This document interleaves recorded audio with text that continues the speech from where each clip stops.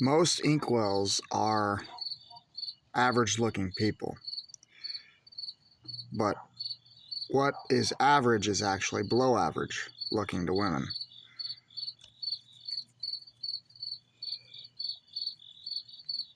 There's only one reason somebody is an inkwell, and it's the very reason that men self-delete as well. You don't have good genetics. You're not physically attractive. There is no such thing as game or confidence. It's a bunch of BS. Women let a guy know if they're into him. It's the same for a dude if they see a good looking chick, you know.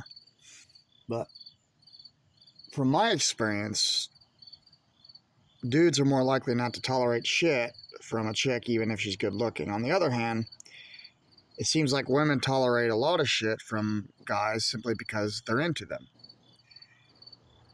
You can't take advice from people who are popular with women because they are going to have a bias in favor of women, and they're going to be more willing to believe what women say, and they're not going to examine their behavior.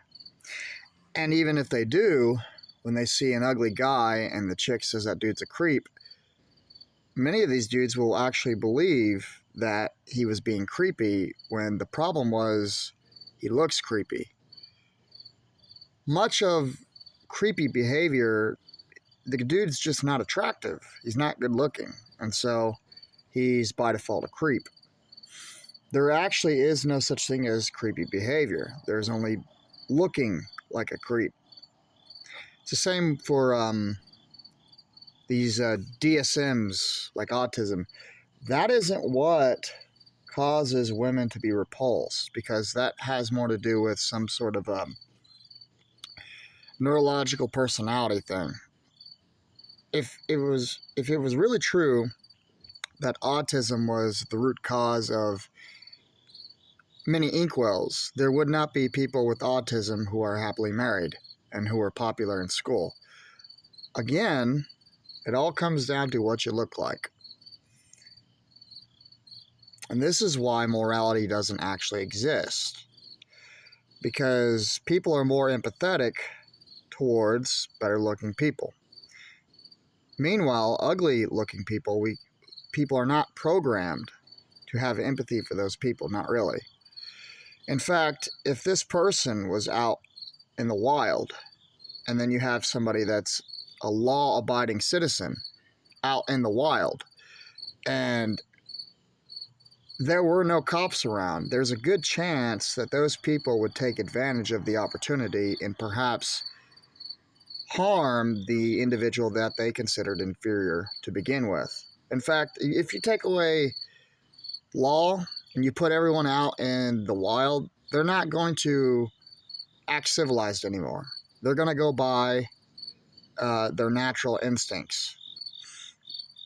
This moral code that we have, it's a joke. It's an illusion. A lot of people don't fight other people, not because it's wrong, not because it's right, but because they're afraid of the consequences of being punished by other people who have an unnatural advantage. Weapons, tasers, and dogs. You take all that away, many people would go out of their way to harm another individual. It's the same with equality and world peace. There will never be world peace because humans are not wired that way. Equality is a myth. It doesn't exist. There's no such thing as equality. People are not equal. Some people are stronger, some people are weaker. Some people are smarter and some people are dumber. That's how it is. Equality, world peace, morals, and the idea that a specific gender is less visual. It's all an illusion. It's a myth. The only thing that really matters in life is if you have success in relationships and friendships. And when you are below average, friendships don't actually exist. They're not genuine. They're not real. You can't trust anybody. Throw you under the bus. Oh. If you're not careful, the courts will take advantage of the opportunity. And you see, psychiatry is not there to help anybody. It's a form of punishment. That's all psychiatry is. It's chemical lobotomy. The purpose of psychiatry is to make money off of the individual through poisoning them, castrating them completely or partially. Now, if you look on the news, not even castration can solve the problem of mass violence. Most of these people, actually all of these people, I would say, who are committing these acts were on psychiatric drugs or they saw therapists. It didn't fix the problem. Because the purpose isn't to fix the problem. It's to make money off the person. And every single person that has committed an act of mass violence has also been slightly below average to severely below average. Not a single person that I see in the news who has done this has been moderately attractive or even above. And the reason for that is moderately attractive to above attractive individuals are not dealing with social rejection. They're not really.